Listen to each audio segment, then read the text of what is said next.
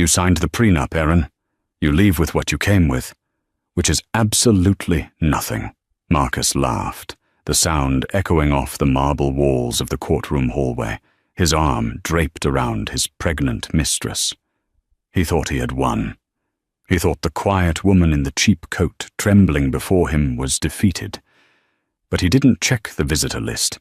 He didn't know that the black SUV pulling up to the curb didn't belong to a taxi service, but to the Sterling Group's biggest rival. Marcus was about to learn that silence isn't weakness, it's just the calm before the storm. The rain in Seattle always felt like a warning, but on that Tuesday night, it felt like a verdict. Erin stood by the floor-to-ceiling window of the penthouse on the 42nd floor, watching the city lights blur through the downpour. Behind her, the sound of a zipper tearing shut was the only noise in the expansive, sterile living room. "Are you even listening to me?" Marcus's voice was sharp, a serrated knife that had been cutting away at her self-esteem for 3 years. Erin turned slowly. Her husband, Marcus Vance, stood by the door, a leather suitcase at his feet. It wasn't his suitcase. It was hers. The old, battered thing she had brought with her when she moved in 3 years ago. "I heard you, Marcus," she said softly. Her voice was steady, though her hands were trembling inside the pockets of her cardigan. "You want me out. I don't just want you out, Erin. I am putting you out. Tonight." Marcus checked his Rolex, a platinum timepiece she knew cost more than her father's entire pension. "Lydia is moving in tomorrow morning. I don't want her to see your clutter. It's bad for the baby's energy." The mention of the name Lydia sent a cold spike through Erin's chest. Lydia wasn't just a random woman. She was Marcus's personal assistant, a woman Erin had cooked dinner for, a woman Erin had thanked for organizing Marcus's schedule so he could be home for their anniversary, an anniversary he had spent texting Lydia under the dinner table. "She's pregnant," Erin stated, not asking. The rumors had reached her weeks ago, whispered by the doorman and the cleaning staff who looked at Erin with pity. 4 months, Marcus smirked, adjusting his silk tie. "It's a boy, an heir. Something you clearly couldn't provide." That was the lowest blow. Marcus knew about the complications, the quiet visits to Dr. Henderson, the tears shed in the guest bathroom. He knew she wanted a family more than anything. "We have a lease, Marcus. My name is on the building access," Erin tried to reason, though she knew it was futile. Marcus laughed, a dry, humorless bark. He walked over to the coffee table and picked up a thick envelope. He tossed it at her. It hit her chest and fell to the floor. "That is the divorce filing, and a reminder of the prenup you signed. Article 4, Section 2. In the event of infidelity or dissolution initiated by the higher-earning spouse due to irreconcilable incompatibility, the dependent spouse waives all rights to alimony, property, and assets." Erin looked down at the papers. "I never cheated on you." "Doesn't matter," Marcus sneered, stepping closer, looming over her. "I have aggressive lawyers, Erin. Silas Thorne represents me. Do you know his billing rate? It's more than you used to make in a year as a librarian. If you fight me, I will bury you in legal fees until you're begging for a cardboard box to sleep in. Just sign the uncontested papers, take your trash, and leave." He kicked the suitcase toward her. "Now." Erin looked at the man she had married. She remembered the charm he had displayed 3 years ago, the humble architect who loved her quiet intelligence. It had all been a facade. He had married her because she was safe, and nobody from nowhere who wouldn't challenge him while he built his empire. Or so he thought. "You're making a mistake, Marcus," Erin said, her voice dropping to a whisper. "The only mistake I made was thinking you could fit into my world," he retorted. "You're dull, Erin. You have no connections, no ambition, and no style. Lydia, she fits the brand. You? You're just a placeholder. The elevator dinged. The private doors slid open, and 2 security guards, men Erin had greeted by name every morning, stepped in. They looked down at the floor, unable to meet her eyes. "Escort Mrs. Vance out," Marcus commanded, turning his back to pour himself a scotch.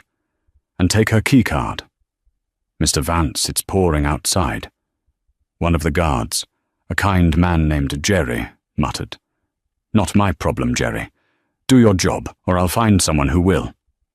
Erin raised a hand to stop Jerry from grabbing her arm. "It's okay, Jerry. I can walk." She bent down and picked up the envelope and her suitcase. She didn't pack her clothes.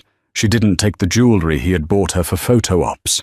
She didn't take the iPad or the credit cards. She took only the suitcase she came with. As she reached the elevator, she paused and looked back at Marcus. He was sipping his drink, admiring his reflection in the darkened window. "Marcus," she said. He didn't turn around.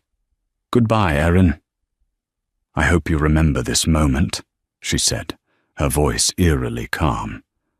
"I hope you remember exactly how it felt to be this powerful." The elevator door slid shut, sealing her out of the life she had tried so hard to build. The descent took 40 seconds.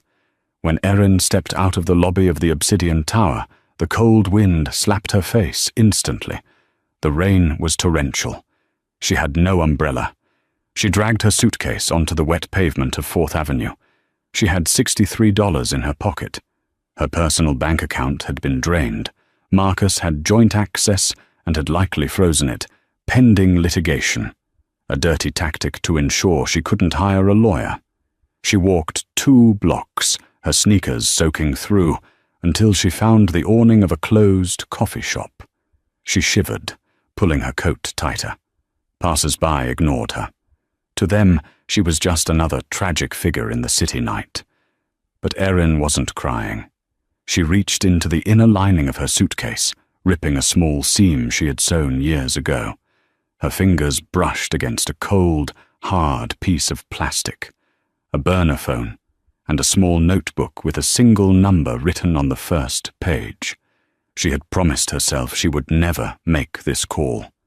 She had left that world behind 10 years ago to live a normal, humble life, away from the spotlight, away from the pressure, away from him. She wanted to be loved for herself, not for the name she was born with. Marcus had loved Erin the librarian, but he had destroyed her. Now he was going to meet Erin Vanderquilt. She powered on the old phone. It had barely any battery left. Her fingers, numb from the cold, dialed the number. It rang once, twice. "This is a private line," a deep, curt voice answered. "Identify yourself." Erin took a breath, the smell of rain and exhaust filling her lungs. "It's me, Julian," she whispered. There was a silence on the other end so profound it felt like the line had gone dead. Then, the sound of a chair scraping back, movement, urgency. "Elle?" The voice cracked, losing its corporate steeliness. "Erin, is that you? My God, we've been looking. Where are you?"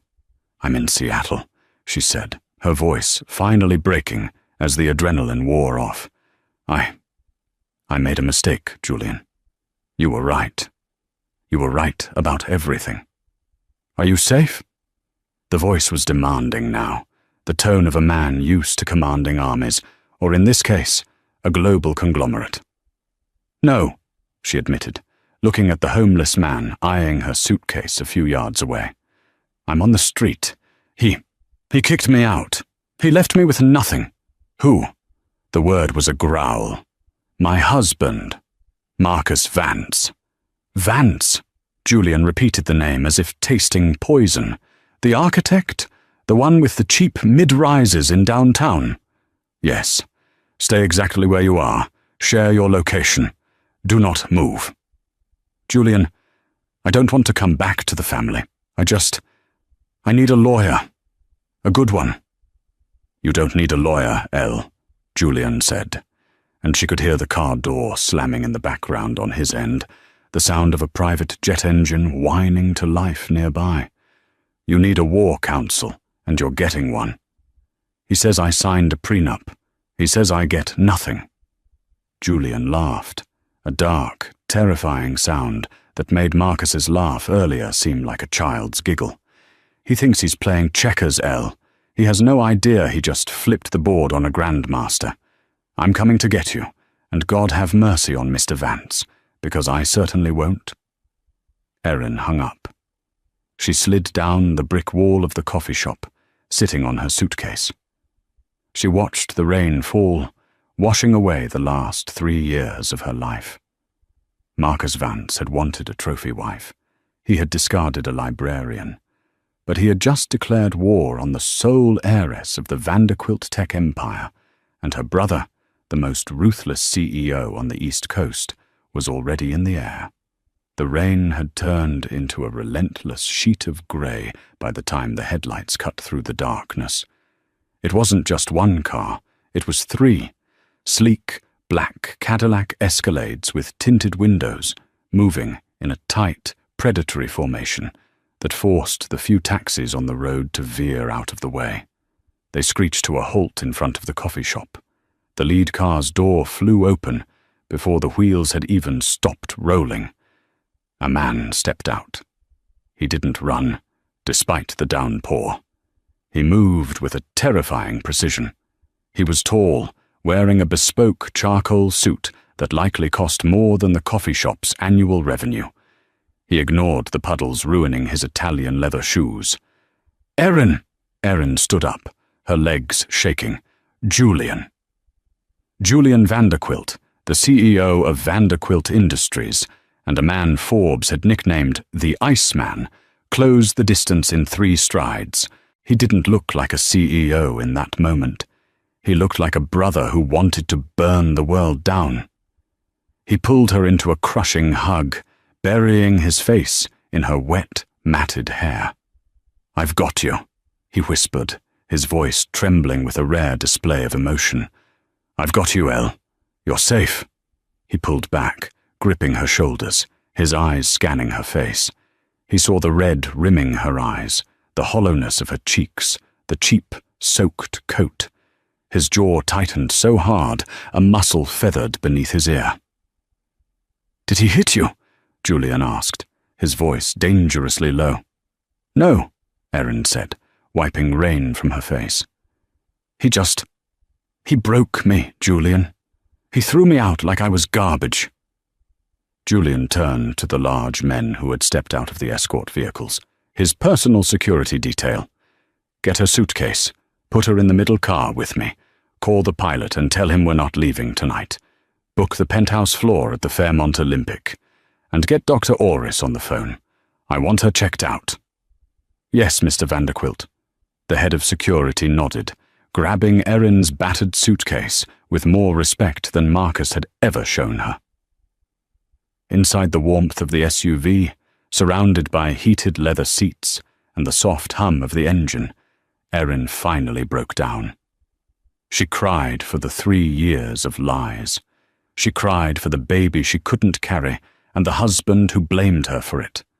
She cried for the fool she had been, thinking she could escape her family's shadow and find someone who loved her, not her money. Julian sat beside her, holding her hand silently, letting her weep. He didn't offer platitudes. He simply handed her a silk handkerchief and waited. When the tears finally subsided, the car was moving smoothly through the Seattle streets. "I told you," Erin whispered, looking out the window. 10 years ago. I told you I wanted to be normal. I changed my name to Erin Vance. Well, Erin Hart before that. I wanted a life where people didn't look at me and see dollar signs. And I respected that, Julian said softly. I kept the family away. I let you live in that apartment. I let you work at the library. I even had our security team pull back so you wouldn't feel watched. He paused, his grip on her hand tightening. But I never stopped checking the background reports. I knew about the Mistress L. Erin whipped her head around. You knew. For 2 months. I have a file on Lydia Cross that is 3 inches thick. I was waiting for you to see it. I couldn't interfere without breaking our agreement. But when my security alert triggered that your phone was reactivated, I knew it was over. He reached into the pocket of the seat in front of him and pulled out a tablet. He tapped the screen and handed it to her. It was a live feed of the stock market, focused on a specific sector, real estate and construction. Marcus thinks he's a big fish in Seattle, Julian said, his voice returning to that cold, corporate steel. He just landed the contract for the new city stadium, right? That's what gave him the confidence to dump you today. He thinks he's untouchable now. Erin nodded. He said it was his golden ticket. It's not a ticket. It's a noose, Julian corrected. He leveraged everything to get that contract. His liquidity is non-existent. He's floating on loans, mostly from Seattle First Bank. Erin looked at him, confusion clouding her tired eyes. How do you know all this? Julian offered a thin, cruel smile. Because, little sister, Vanderquilt Industries acquired Seattle First Bank this afternoon. The paperwork went through 10 minutes before I picked you up. Erin gasped. You bought his bank? I bought his debt, Julian corrected. I own his mortgage. I own his business loans. I own the credit cards he uses to buy that mistress her jewelry. Technically, as of this evening, I own him. The car pulled up to the hotel. Doorman rushed to open the doors. So, Julian said, helping her out. We have 2 options. Option A, I foreclose on him tomorrow, ruin his credit, and leave him destitute by lunch. It's fast. It's efficient. Erin stood on the pavement, the rain no longer touching her under the umbrella held by a guard. She thought about Marcus's laugh. She thought about the way he looked at his watch while he kicked her out. She thought about Lydia moving into her home, touching her things. No, Erin said, her voice hardening. That's too easy. He needs to feel it. He needs to stand in a court of law and think he's winning, just so we can watch the hope leave his eyes. Julian grinned, and for the first time he looked truly happy. Option B it is. The slow burn, let's get you a hot shower and a meal. Tomorrow, we go shopping. If you're going to war, Erin, you need to look like a Vanderquilt. 3 days later, Marcus Vance stood in the center of his living room, a glass of champagne in hand. The rain had stopped, and the Seattle skyline was gleaming. Babe, do you think this grey sofa works? Lydia called out. She was already redecorating. Erin's cozy vintage armchairs were gone, replaced by sharp, modern Italian furniture that looked uncomfortable but expensive. Whatever you want, Lyd, Marcus said, walking over to kiss her forehead. You're the lady of the house now. I just don't want any of her bad vibes left, Lydia pouted, rubbing her slight baby bump. Did she sign the papers yet? She will, Marcus scoffed. She has no money, no family, and nowhere to go. She's probably sleeping in a shelter. She'll sign just to get the $5,000 relocation assistance I generously offered. The intercom buzzed. Mr. Vance, the concierge's voice came through. You have been served. Marcus frowned. Send it up. A few minutes later, a process server handed him a thick stack of documents. Marcus ripped them open, expecting the signed, uncontested divorce papers. Instead, he saw bold, black letters at the top. Notice of contested divorce and countersuit for damages. He scanned the document, his face turning red. She's contesting? On what grounds? Emotional distress? Fraud. He laughed, throwing the papers onto the new glass table. She's delusional. She hired some strip mall lawyer to scare me. He picked up his phone and dialed Silas Thorne. Silas, My ex is trying to fight back. I saw the filing electronically, Marcus.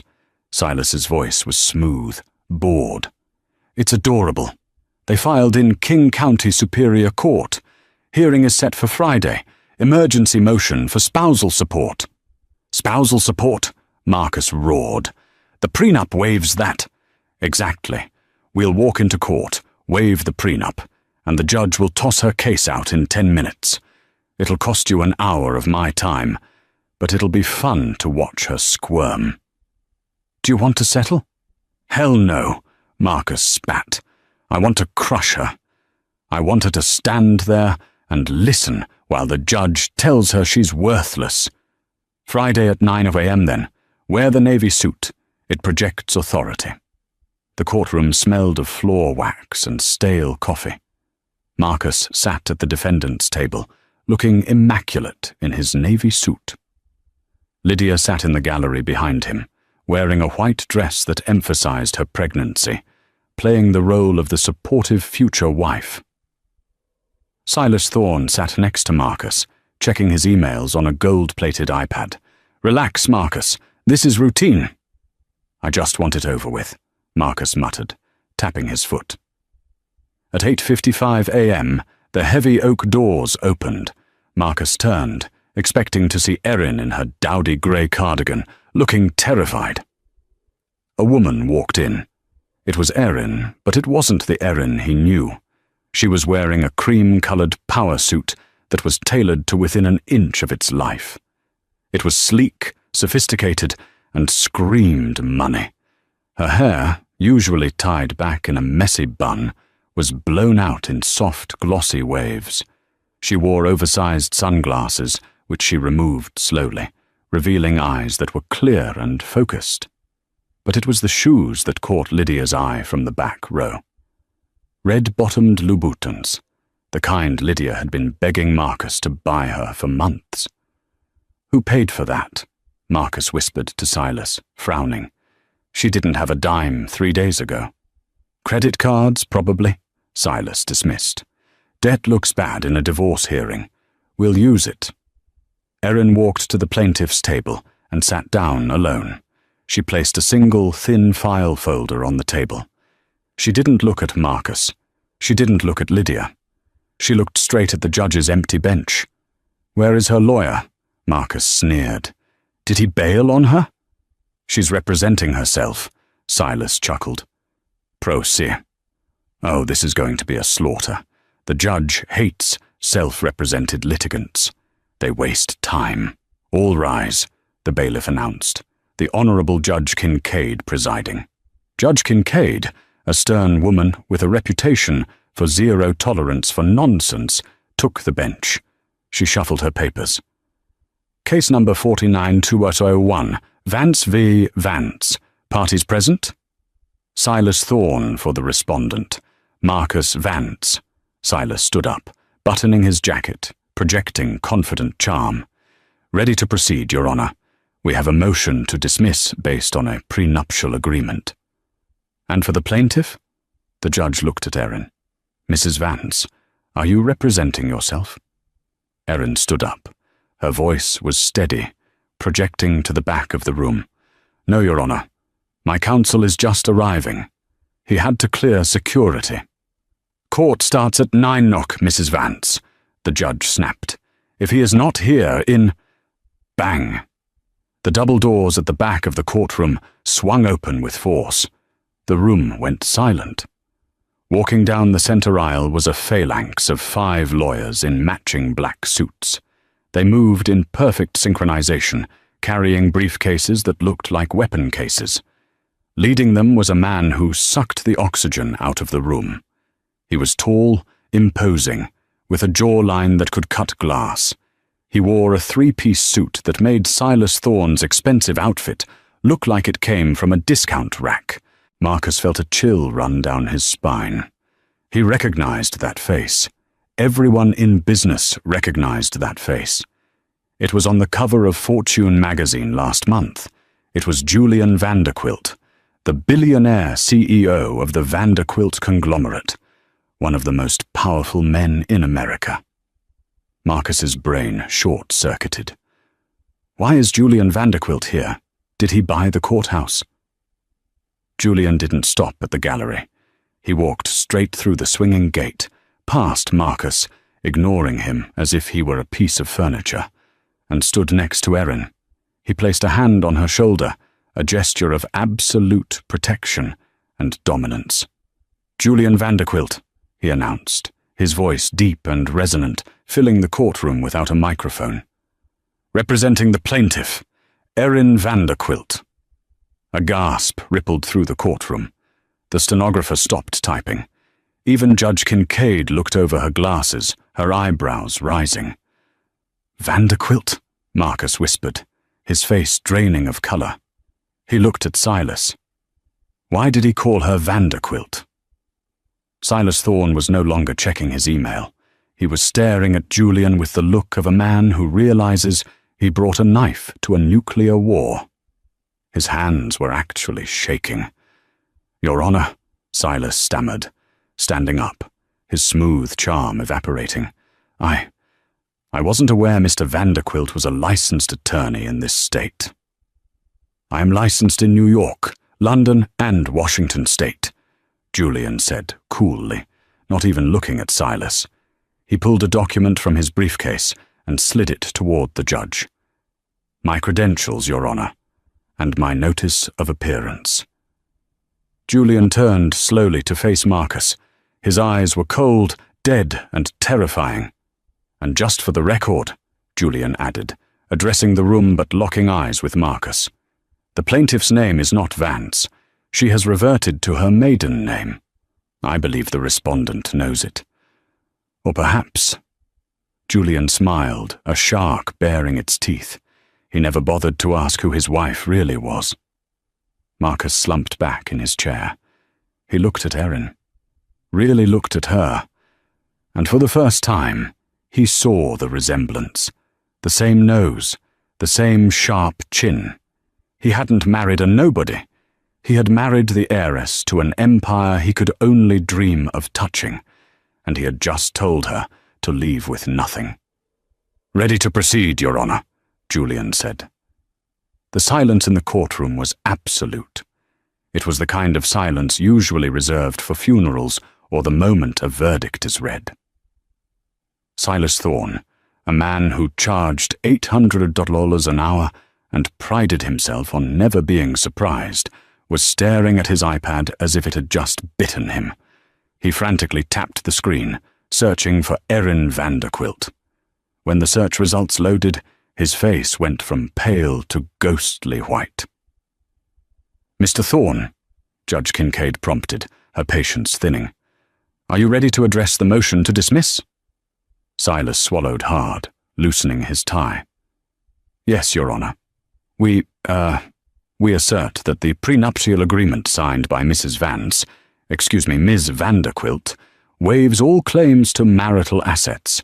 It is a standard, ironclad document." Marcus leaned over, whispering angrily. "Why do you look scared? It's just a name. She's still the same broke librarian." Julian Vanderquilt didn't even sit down. He stood at the podium, his posture relaxed, like a predator watching wounded prey stumble. "Your Honor," Julian began, his voice smooth as velvet but sharp as a razor. "Mr. Thorne describes the prenup as standard. It is anything but. It is a draconian document designed to exploit a spouse with less perceived power. However, we are not here to argue the fairness of the prenup." Marcus smirked. Good, he thought. He knows he can't beat the contract.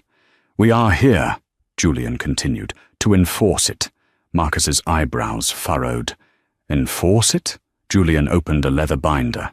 Article 6, Section B of the agreement states, "In the event of a divorce, both parties retain sole ownership of assets acquired prior to the marriage and any inheritance received during the marriage." "Is that correct, Mr. Thorne?" "Yes," Silas said, confused. "That protects Marcus's company." "Does it?" Julian smiled. "Because it also protects Erin's assets.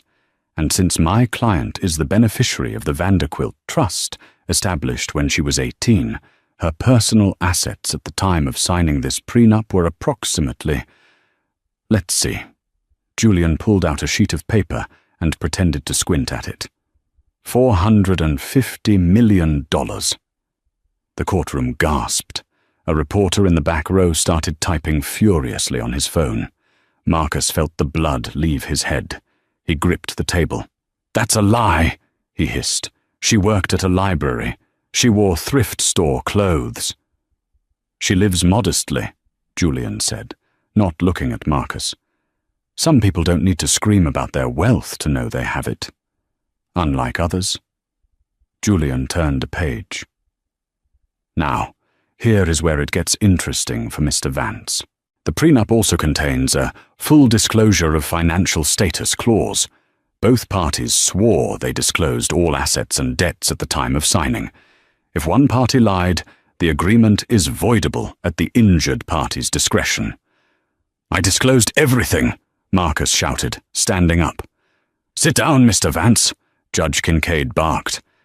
"Did you?" Julian asked calmly. He signaled to one of his associate attorneys, who handed a thick stack of documents to the bailiff to give to the judge and the defense. "3 years ago, Mr. Vance, you claimed your company, Vance Architecture, was solvent. You claimed ownership of the Obsidian Tower penthouse. But these bank records, subpoenaed this morning, show that the penthouse was actually held by a shell company in the Caymans, which was technically insolvent at the time due to a failed hotel project in Miami, a project you conveniently left off your disclosure forms." Silas Thorne was flipping through the documents, sweating. "Objection. Relevance?" "The relevance," Julian said, his voice hardening, "is that Mr. Vance committed fraud to get my client to sign that prenup. He needed her to believe he was stable. He wasn't. He was drowning in debt even then." "But here is the twist, Your Honor." Julian leaned forward, his eyes locking onto Marcus. "Since Mr. Vance committed fraud, we could void the prenup. But we won't. We choose to enforce the penalty clause. Article 9. If one party is found to have hidden debts exceeding $100,000, they forfeit 50% of their marital appreciation to the other spouse as a penalty." Julian paused for effect. Mr. Vance's company has grown in value over the last 3 years, mostly due to the City Stadium contract he just won. A contract he won using designs that, we will prove, were heavily influenced by my client's uncredited input. "She's a librarian," Marcus screamed, losing control. "She knows nothing about architecture." Erin stood up then. She didn't need Julian's help for this. She looked Marcus dead in the eye. "Who fixed the load-bearing calculations on the West Wing draft, Marcus?" she asked softly. "Who suggested using cross-laminated timber to lower the carbon footprint, which is the only reason the City Council approved your bid? You were drunk on scotch that night. I sat at your computer and fixed your mess." Marcus's mouth opened, but no sound came out. He remembered. He remembered waking up and finding the work done, assuming he had done it in a blackout. He had never asked. He had just taken the credit. "We are freezing Mr. Vance's assets pending an audit of his true financial state," Julian concluded. "And we are suing for 50% of Vance Architecture, plus legal fees. And since my hourly rate is significantly higher than Mr. Thorne's, that's going to be an expensive bill." Judge Kincaid looked at the evidence. She looked at Marcus, who was now trembling. "Motion to dismiss denied," the judge ruled, slamming her gavel. "Temporary restraining order on all Vance Architecture assets granted. Mr. Vance, you are to provide full access to your books to Mr. Vanderquilt's forensic accountants by 5 p.m. today." 5 p.m., Silas squeaked. "Your Honor, that's in 6 hours." "Then you better start making copies," the judge said dryly. Court adjourned. The walk out of the courthouse was a gauntlet. The press had already gotten wind of the name Vanderquilt. Cameras flashed. Questions were shouted. "Erin, is it true you're the Vanderquilt heiress? Marcus, did you know your wife was a billionaire? Mr. Vanderquilt, are you buying the Seahawks?" Julian's security team parted the sea of reporters like a bulldozer. Marcus, on the other hand, was swarmed. He pushed through the microphones, his face a mask of panic, Lydia trailing behind him, looking like she was about to be sick. "Marcus, what does this mean?" Lydia hissed as they scrambled into his Mercedes. "Does she really get half the company?" "Shut up, Lydia." Marcus slammed the steering wheel. "She gets nothing. It's a trick. It's all smoke and mirrors. I'm the architect. I'm the talent. They can't touch me." But his hands were shaking so badly he couldn't get the key into the ignition. He drove like a maniac back to the Vance architecture offices on 5th Avenue. He needed to shred documents. He needed to hide the emails about the Miami failure. He needed to move the cash from the offshore accounts before the freeze took effect. He burst into the lobby of his firm, expecting the usual hum of activity. The receptionists greeting him, the interns running with coffee. Instead, the lobby was dead silent. Standing in the center of the room were 4 people in dark suits wearing ID badges. They were boxing up files. "What is this?" Marcus roared, storming past the receptionist. "Who are you people?" A woman with short, grey hair stepped forward. "Mr. Vance, I'm Agent Miller from the Forensic Audit Division. We're here on behalf of the court-appointed receiver." "Receiver? I own this building." "Not anymore, sir," Agent Miller said calmly. "The bank has called in your loans, specifically the commercial mortgage on this property and the line of credit you used for payroll. The bank can't do that without 30 days' notice. They can if there is a material adverse change in the borrower's financial status," the agent replied. "The freezing order issued by Judge Kincaid an hour ago constitutes a material change. Seattle First Bank is exercising its right to immediate repayment." Marcus froze. Seattle First Bank, Julian's voice echoed in his memory. Vanderquilt Industries acquired Seattle First Bank this afternoon. He had walked right into the trap. Julian hadn't just sued him. He had bought the ground Marcus stood on and was now pulling it out from under him. "Marcus?" He turned to see his CFO, David, walking out of his office with a box of personal items. David looked pale. "David, tell them. Tell them we have the cash reserves." "We don't, Marcus," David said, avoiding his eyes. "You spent the reserves on the new penthouse renovations and the engagement ring for Ms. Cross." Lydia, who had just walked in, froze. Everyone looked at the massive diamond on her finger. Suddenly, it didn't look like a symbol of love. It looked like stolen evidence. "I'm resigning, Marcus," David said quietly.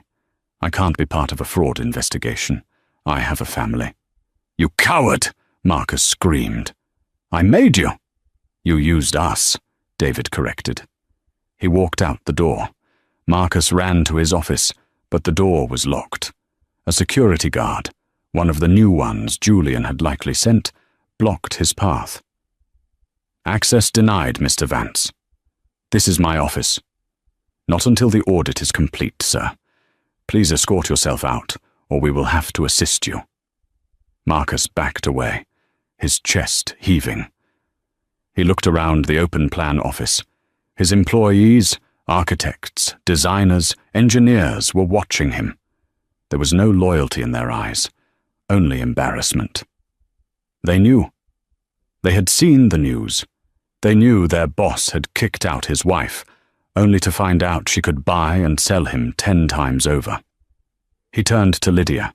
She was standing by the elevator, texting furiously. "Lydia, come on. We'll go to the lake house. We'll figure this out." Lydia looked up. Her expression had changed. The doe-eyed adoration was gone, replaced by a cold calculation that mirrored Marcus's own. "The lake house?" she asked. "The one you said was in your name? Or is that owned by a shell company too?" It's complicated, but we're together, right? We're having a son." Lydia looked down at her stomach, then back at him. "I need security, Marcus. You promised me a life of luxury. You promised me no drama. This," she gestured to the FBI agents and the boxes, "this is not luxury. This is a felony." "I am the victim here," Marcus pleaded. "She lied to me. She pretended to be poor." "And you pretended to be rich," Lydia said coldly. The elevator dinged. "I'm going to my sister's. Don't call me until you fix this." "Lydia, you're carrying my heir." "Right now," she stepped into the elevator. "I'm carrying a liability." The doors closed. Marcus stood alone in the lobby of the empire he had built on lies. The phone at the reception desk started ringing. It was a reporter. Then another line rang. Then another. He turned to the exit, stumbling out into the street. He reached for his phone to call Silas, but his screen flashed with a notification. New email, Vanderquilt Industries. Subject, settlement offer. His hands trembling, Marcus opened it. "Mr. Vance, we are willing to drop the fraud charges and the pursuit of your personal bankruptcy under the following conditions. 1. You sign the uncontested divorce papers immediately. 2. You publicly admit that the design for the city stadium was primarily the work of Erin Vanderquilt. 3. You resign as CEO of Vance Architecture and transfer your controlling interest to Erin Vanderquilt for the sum of 1 wars. You have 1 hour. Julian Vanderquilt, Marcus, stared at the screen. $1. They wanted to buy his life's work for $1. He looked up at the sky. It was raining again. Marcus sat in the conference room of what was formerly his law firm. Silas Thorne had recused himself an hour ago, citing a conflict of interest the moment the malpractice threats from Julian's team started rolling in. Marcus was alone. The hour deadline was up. The door opened. This time it wasn't a team of lawyers. It was just Erin and Julian. Erin walked to the head of the table. She placed a single, crisp document on the mahogany surface. Beside it, she placed a pen. Marcus looked up. His eyes were bloodshot, his tie loosened, his expensive suit rumpled. He looked 10 years older than he had that morning. "Erin," he croaked, "we can work this out. Please, you loved me once." Erin looked at him, her expression unreadable. It wasn't hate, it wasn't anger, it was pity, and that hurt Marcus more than any scream could have. "I loved the man I thought you were, Marcus," she said softly. "I loved the man who told me he wanted to build things that lasted. But you don't build, you just take." "I was under pressure," Marcus pleaded, standing up, his hands shaking. "The market was crashing. I needed the stadium deal to save us. I did it for us." "Don't," Julian cut in, his voice like a whip crack. He remained standing by the door, a silent sentinel. "Do not insult her intelligence. You did it for your ego. You did it so you could buy a bigger boat and replace your wife with a younger model." Marcus slumped back down. "If I sign this, I have nothing. My reputation will be destroyed. I'll never work in this city again." "Your reputation is already destroyed," Erin said. "The news cycle moves fast, Marcus. Twitter is already trending with Zafredica Vance fraud. The American Institute of Architects has suspended your license pending an investigation. It's over." She tapped the paper. "This is a mercy, Marcus. You sign this, and Julian calls off the forensic team. You avoid jail time for bank fraud. You walk away free. Broke, but free." Marcus looked at the document. Transfer of ownership. Consideration. $1. "And Lydia?" Marcus whispered. Lydia called my office 20 minutes ago, Julian said, checking his watch. She's cutting a deal. She's trading information on your offshore accounts in exchange for immunity. She's not coming back, Marcus. The silence stretched, heavy and suffocating. Marcus Vance, the man who wanted to be a king, picked up the pen. His hand trembled so violently the ink blotched on the page. He signed. He pushed the paper toward Erin. Erin reached into her pocket. She pulled out a single, crumpled dollar bill. It was old, soft with wear. Here, she said, sliding it across the table. Marcus stared at the dollar bill. George Washington stared back. Take it, Erin commanded. Marcus reached out and took the bill. It felt like burning paper in his hand. Get out, Julian said. Marcus stood up. He walked to the door, his footsteps heavy. He paused, his hand on the handle, looking back at the woman he had underestimated. What are you going to do with the company? He asked, his voice hollow. You're a librarian. You don't know how to run a firm. Erin smiled, a genuine bright smile that he hadn't seen in years. I'm not going to run it, Marcus. I'm going to dismantle it. And then, I'm going to build something real. Marcus walked out into the hallway. The elevator was waiting. He stepped in, the doors closed, and he descended into obscurity. The alarm clock on the floor buzzed at 5:30 a.m., a harsh, metallic rattle that vibrated against the thin linoleum. Marcus Vance rolled off the mattress, his back seizing up in protest. There was no frame, just a box spring on the floor of a studio apartment in Renton, miles away from the gleaming spires of downtown Seattle. The air in the room smelled of stale instant coffee and the damp, musty scent of the Pacific Northwest that seemed to seep through the single-pane window. Marcus rubbed his face, feeling the stubble. He hadn't shaved in 3 days. Razor blades were expensive, and on a framer's wage, you learned to stretch everything. He dressed in the dark, heavy Carhartt pants that were stiff with drywall dust, a flannel shirt that had seen better days, and steel-toed boots that pinched his toes. He didn't put on an Italian suit. He didn't strap on a Rolex. He checked his pockets, keys, a transit pass, and a crumpled, soft dollar bill that he kept folded in the deepest corner of his wallet. He drank his coffee black, standing over the sink, staring at his reflection in the rusted mirror. The arrogance was gone from his eyes, replaced by a permanent, haunted exhaustion. Today was Tuesday. But it wasn't just any Tuesday. Marcus took 2 buses to get into the city. He sat in the back, his hat pulled low, avoiding eye contact with the commuters glued to their phones. He used to be the man in the back of the black town car, reading emails on a tablet, annoyed by the traffic. Now he was the traffic. He got off at 4th and Pike and walked 6 blocks. He shouldn't have come. He knew it was masochism, pure and simple. But he couldn't stay away. The construction site that had been the center of his ruin was finished. 6 months ago, this block was supposed to be the Vance Millennium Tower, a monument to his ego, a glass needle piercing the sky. He had leveraged his marriage, his ethics, and his soul to build it. Now, as he stood across the street, huddled in his coat against the biting autumn wind, he saw what it had become.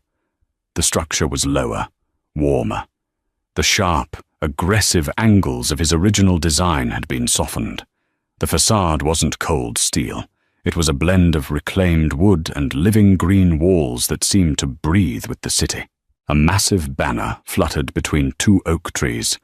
Grand opening, the Erin Vance Community Center and Public Library.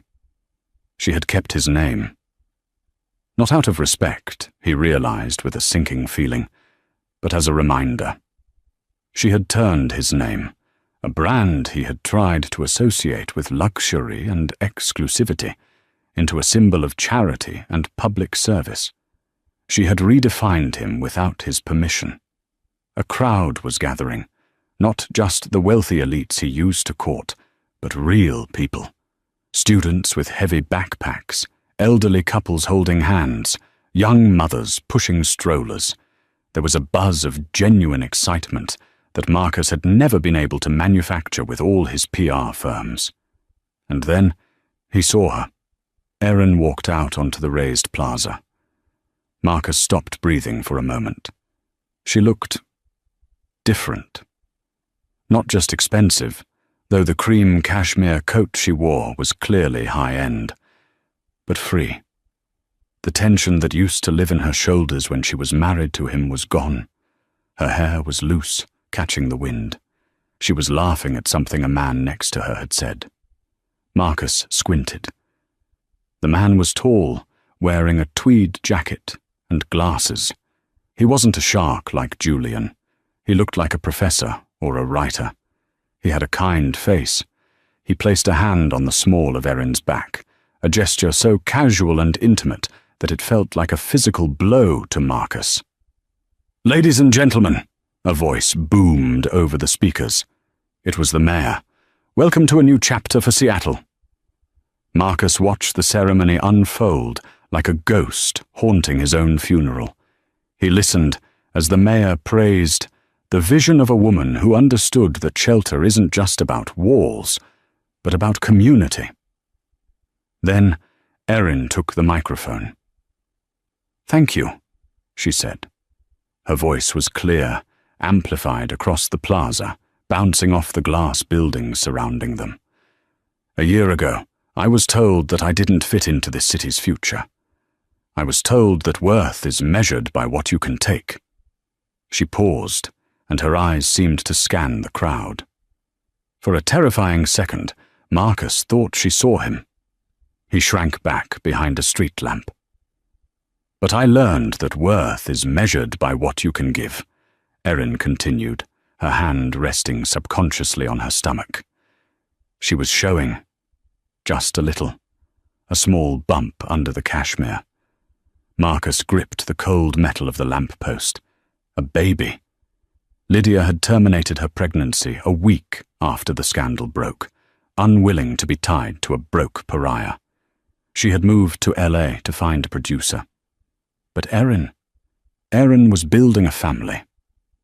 "This building," Erin said, gesturing to the center behind her, "was built on the ruins of a mistake. We tore down the ego to build a foundation for everyone. This library is for the student who needs a quiet place to dream. This legal aid clinic is for the partner who needs a way out of a bad situation. This is for you." The applause was deafening. It wasn't polite clapping. It was a roar of approval. Marcus felt a tear slide down his cheek. It was cold and angry. He wiped it away furiously. He had built skyscrapers. He had won awards. But no one had ever looked at him the way that crowd looked at her. "She's amazing, isn't she?" Marcus jumped. A woman standing next to him, holding a bag of groceries, was smiling at the stage. I used to know her," Marcus muttered, his voice raspy. "You're lucky," the woman said. "She saved this neighborhood." "That developer, Vance? The one who tried to bulldoze the community garden? I heard he's in jail or something. Good riddance." Marcus pulled his collar up.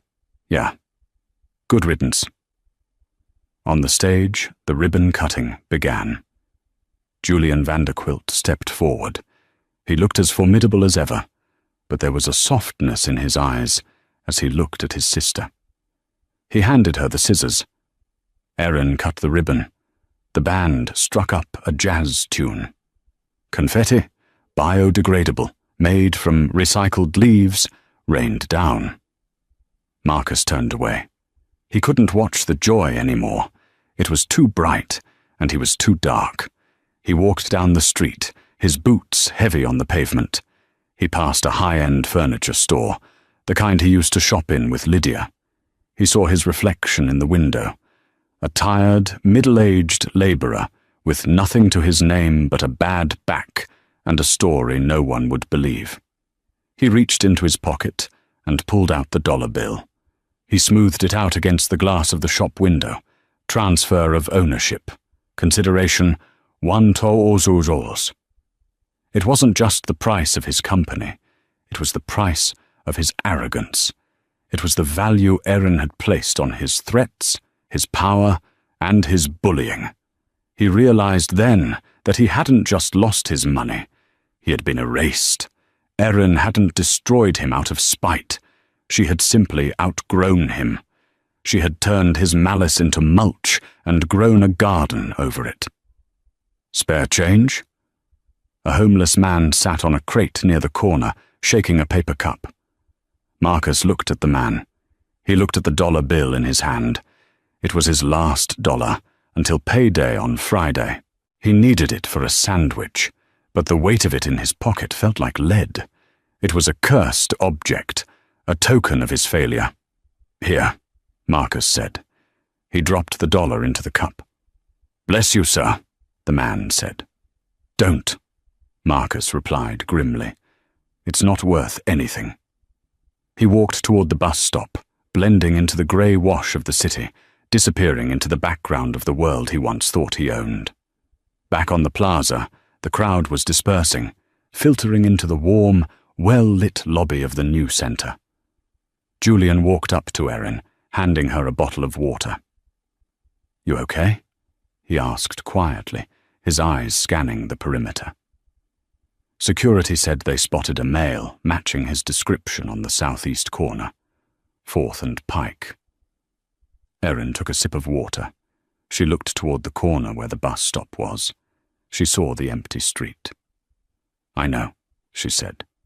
I felt him. Do you want me to have him removed? I can have a restraining order filed by lunch. Erin shook her head, a small, sad smile playing on her lips. She turned to look at Liam, who was currently showing a group of children the entrance to the children's reading room. No, Julian, she said. Let him watch. Let him see what real power looks like. Besides, she placed a hand on her brother's arm. He's in a prison of his own making.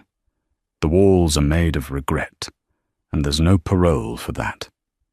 Julian nodded slowly. You're too good for him. You always were, even when you were hiding in that library.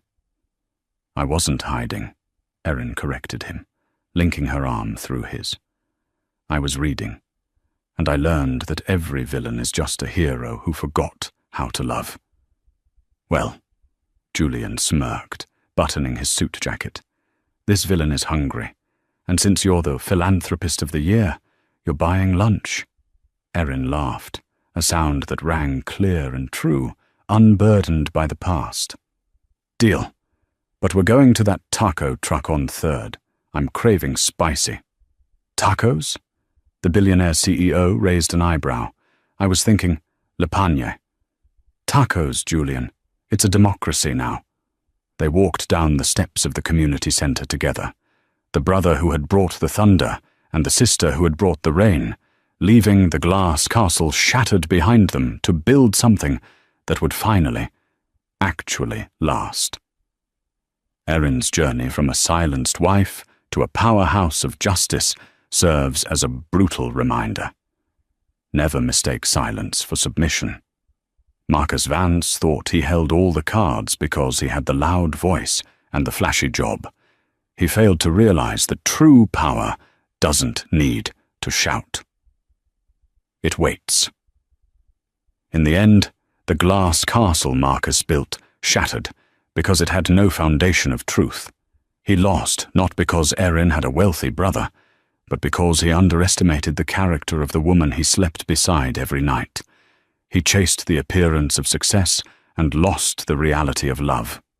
Erin didn't just take his money, she took his narrative.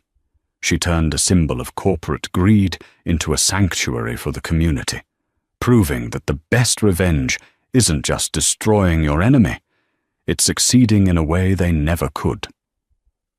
She walked away with everything, not because she was a Vanderquilt, but because she was, finally, herself. If you cheered when Julian walked into that courtroom, or if you felt the power when Erin handed Marcus that $1 bill, hit that like button right now. It helps us share more stories of justice and triumph. What would you have done if you were Erin? Would you have taken the company, or would you have sent Marcus to jail? Let me know your verdict in the comments below. I read every single one. And don't forget to subscribe and ring the bell so you never miss the next part of our Betrayal and Revenge saga. Until next time, remember, the truth always wins.